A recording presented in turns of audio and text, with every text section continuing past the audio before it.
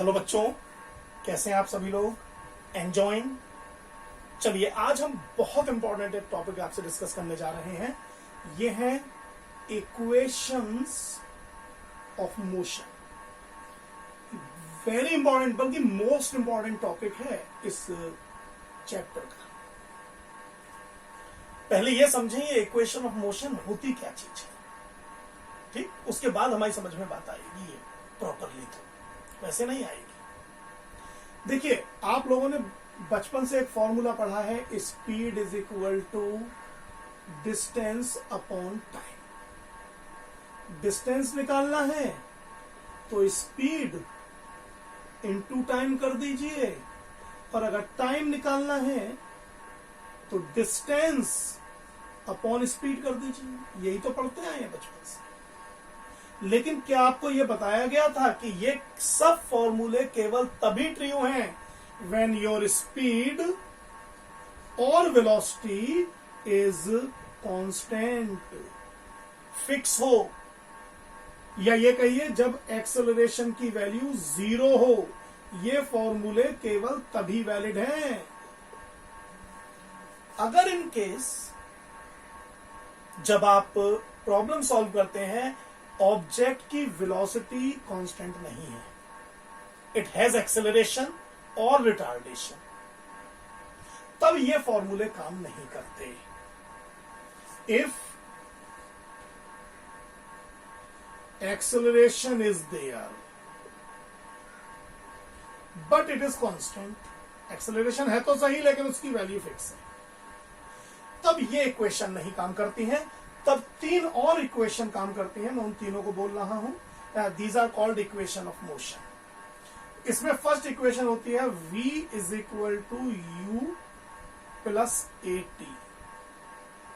Second equation is s is equal to u T plus half A T square. And third equation is v square is equal to u square plus 2as।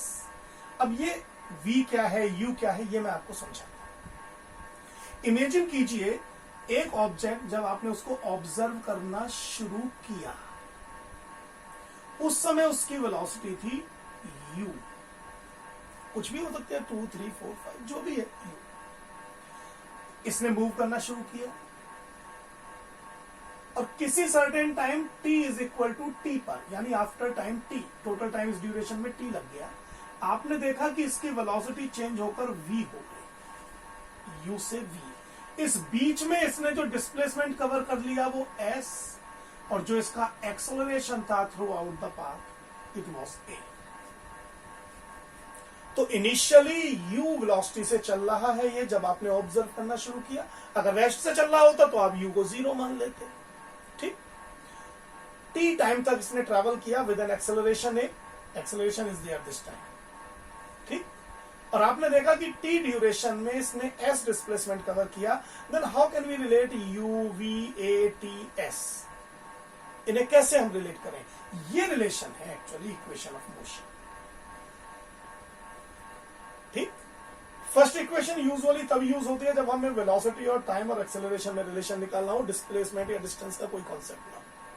लेकिन second और third equation तब use होती है जब questions में जो भी problem आपके सामने आएंगी उसमें डिस्प्लेसमेंट भी इन्वॉल्व हो जाएगा। अब जब इनमें डिस्प्लेसमेंट भी इन्वॉल्व हो जाता है तब सेकेंड और थर्ड में से कोई इक्वेशन यूज होती है। नॉर्मली सेकेंड इक्वेशन तब अप्लाई होती है जब आपको डिस्प्लेसमेंट से रिलेटेड प्रॉब्लम करनी हो and time is given. Third equation हम यूजुअली तब यूज करते हैं जब हमें डिस्प्लेसमेंट से रिलेटेड कॉन्सेप्ट करने हो लेकिन time is not given, time given नहीं है, तब हम यूजुअली थर्ड इक्वेशन को जो है यूज करते हैं। ये इनके पीछे का बेसिक कॉन्सेप्ट है, ठीक? अब हम ये सीखेंगे कि भाई ये तीनों इक्वेशन आई कहां से, यानी इनका प्रूफ, इनका ग्राफिकल प्रूफ। इनके तीन तरीके होते हैं प्रूफ करने के। आप इनको एल्जेब्राइक मेथड से प्रूव कर सकते हैं, आप इनको ग्राफिकली प्रूव कर सकते हैं। You can also prove them using calculus method, जो आपके सिलेबस में अभी नहीं है, 11th में आएगा। लेकिन हम जो यहां करेंगे, जो आपका सीबीएसई सिलेबस कहता है, वो कहता है you must prove these equations using graphical method. Graphical method के लिए पहले ग्राफ प्लॉट करना जरूरी है. हम इस सिनेरियो का पहले ग्राफ बना लेते हैं, फिर आप समझ पाएंगे. हाँ, इनको मिटा दें अभी थोड़ी देर के लिए. चलिए मैं समझाता हूं ग्राफ क्या कैसे बनेगा. इमेजिन कीजिए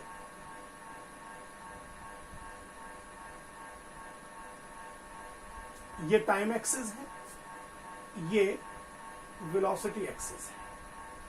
टाइम यूजुअली सेकंड में लिया जाता है, वेलोसिटी यूजुअली मीटर पर सेकंड में ली जाती है, बाकी किस में नहीं. जब हमने जीरो टाइम लिया, इमेजिन कीजिए at that time an object was moving with speed u. तो u जीरो नहीं थी, कुछ और स्पीड थी g. मान लीजिए ये हमें पहला पॉइंट मिला. ठीक, ये ऐसे है जैसे t is equal to zero पर हमने देखा जो वेलोसिटी थी इट वाज u. हम फिर बीच में 2, 4, 6 सेकंड नहीं ले रहे, हम ले रहे हैं after a certain time t. अब वो t कहीं पर भी आ सकता है, मान लीजिए यहां तक आ गया ये time, that is the position time t. Correct. उस ड्यूरेशन में इसकी वेलोसिटी मान लीजिए बढ़कर के v हो गई. ये मान लीजिए दैट इज, मतलब that point is representing velocity u and that point is representing velocity v. Means इसको ऐसे समझा दूं कि ये यहां से यहां तक का जो डिस्टेंस है ये v है, और यहां से यहां तक का जो डिस्टेंस है ये u है. करेक्ट. तो जब हम ग्राफ प्लॉट करेंगे तो बाकी पॉइंट इस लाइन पे आ जाएंगे and it will be the graph A B. इसको कुछ नेम दे देते हैं. चलिए ग्राफ का नाम हमने दे दिया ए बी. ये A B is graph. Correct. Main graph ये ए बी ये है. बाकी आप इसको यहां से नीचे की तरफ इसको ज्वाइन कर सकते हैं. मान लीजिए यहाँ पॉइंट आपको सी मिल गया, इसको ऐसे ज्वाइन कर लीजिए, मिला लीजिए. Suppose that point is D, suppose that point is E. E वो पॉइंट है which is representing the velocity v. A वो पॉइंट है which is representing the velocity u. तो इस तरीके से हम इसका ग्राफ प्लॉट कर लेते हैं. अब इस ग्राफ को प्लॉट करके we have to derive the 3 equations of motion. ठीक. जब भी ये एग्जाम में पूछे जाए, हमेशा एक आध बात जरूर याद रखें. हमेशा याद रखें कि हमारे एजम्पशन लिखे हुए होने चाहिए. What is u here, what is v here. ठीक. आप जरूरी नहीं है पूरा डिटेल में लिखें, आप नॉर्मल वे में लिख सकते हैं. Let u is initial velocity at time t is equal to 0. Let v is final velocity at t is equal to t. S is displacement cover. A is acceleration. T is duration of motion. Then you may plot the graph like this. Correct? अब मान लीजिए मैं इसका proof करता हूं. सबसे पहले first case आएगा proof of first equation which is v is equal to u plus A P. सबसे पहले इसका प्रूफ देखते हैं. How can we prove v is equal to u plus A P. इसके लिए सबसे पहले मुझे एक्सेलरेशन निकालना होगा. एक्सेलरेशन होता है स्लोप ऑफ ग्राफ. ये तो मैं जानता हूं. मान लीजिए अगर मैं एक्सेलरेशन को तो a से रिप्रेजेंट करूं और इसमें इस ग्राफ ए बी का स्लोप निकालता हूं, then it will be B D upon A D. Origin को o से रिप्रेजेंट कर देते हैं. ठीक है ये बात. अच्छा, बी डी को देखिए मैं और क्या कह सकता हूं. B D can be written as B C minus C D upon AD can be written as OC. ध्यान दीजिए इन चीजों पर. अब देखिए फर्दर मैं इसको और कैसे कह सकता हूं. A is equal to BC. Can BC be represent OE? AD can be represent by OA upon OC. And now what is OE? OE is actually representing the velocity v. What is OA? It is representing velocity u. And what is OC? It is t minus 0 means t. Now cross multiply कर दीजिए. You will get v minus u is equal to AT transpose u in right hand side, and you will get v is equal to u plus AT. So it is the proof of part number 1 और equation number 1। अब second देखते हैं। अब हमें proof किसका करना है? Proof of S is equal to UT plus half AT square. इसे समझिए। अब डिस्प्लेसमेंट आ गया, S कैसे निकालते हैं? Area under graph. ये तो बात मुझे पता है ना। और इस हिसाब से S की वैल्यू क्या होनी चाहिए? What is area under graph? तो मुझे क्या एरिया निकालना है? मुझे निकालना है area graph. Actual graph is this AB, तो इसके नीचे आएगा OABDC।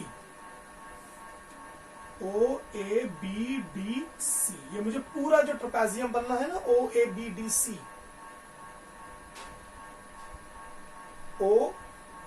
OABDC या C भी, चलिए D लिखना जरूरी नहीं था क्योंकि B और D एक ही लाइन में है। चलिए BCO ऐसे लिख देता हूं जिससे क्लियर हो जाए। अच्छा, इसको देखिए मैं और कैसे लिख सकता हूं। और S can be written as, ये एरिया दो हिस्सों में डिवाइड हो सकता है। एरिया OADC, नीचे जो रेक्टेंगल दिखाई दे रहा है, plus area ABD। Now what is area OADC? OADC ये तो रेक्टेंगल है, तो it can be written as OA into OC। Think over it. OADC can be written as OA into OC plus half into, अब ABD का area कैसे निकले? ये आएगा BD इंटू AD। इसमें तो कोई डाउट ही नहीं होना चाहिए। ठीक, और देखिए इसको कैसे लिख सकते हैं? Which implies S is equal to OA is representing U, OC is representing T plus half. Now what is BD? BD is actually that distance, AE. BD is AE, means V minus U. Think over it.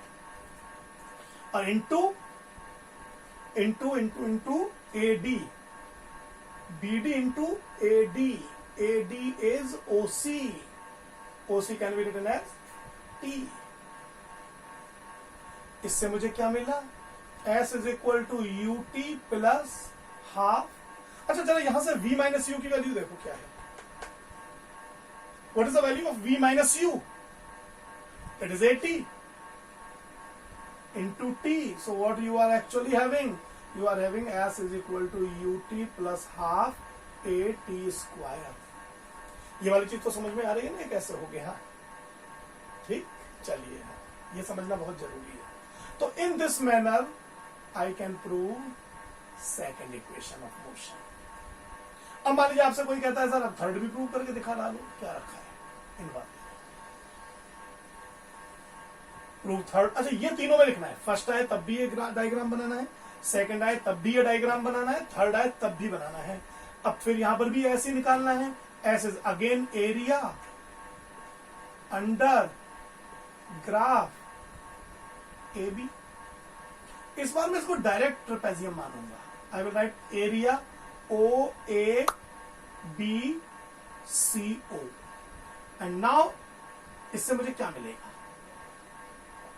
S is equal to half sum of parallel side. Parallel side sir कौन सी है? दो parallel side, एक तो BC है और एक OA है, तो BC प्लस OA और परपेंडिकुलर डिस्टेंसेस OC। और मुझे ऐसे मिल जाएगा 2S कर लो इधर, चलो 2S is equal to BC is actually this OE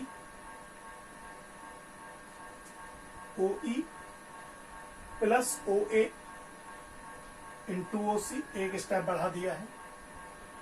2S is equal to OE plus OA, OE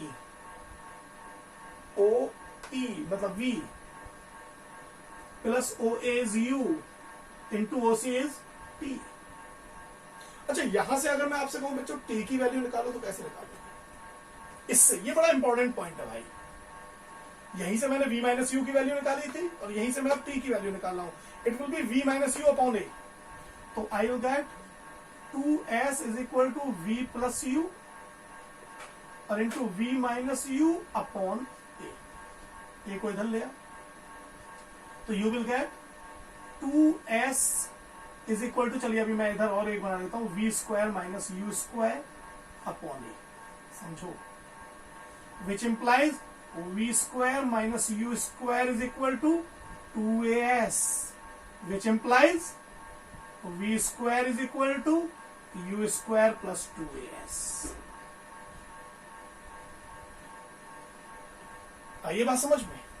तो in this manner you can derive all three equations of motion graphically easily. Correct? इनको note कर लीजिए क्योंकि अभी एक theory का topic और रह गया है. यूनिफॉर्म सर्कुलर मोशन बहुत इजी है, थोड़ी सी उसमें चीजें बतानी है आप लोगों को. एक आध प्रॉब्लम भी उसकी उसी के साथ करवा देंगे अगले वीडियो में. उसके बाद हमारा थ्योरेटिकल हम खत्म कर देंगे. फिर हम इस पर बेस्ड जो और प्रॉब्लम हो सकती हैं, एक से एक शानदार प्रॉब्लम इन पे बनती हैं, उनको डिस्कस करेंगे. ठीक है, चलिए, ऑल द बेस्ट.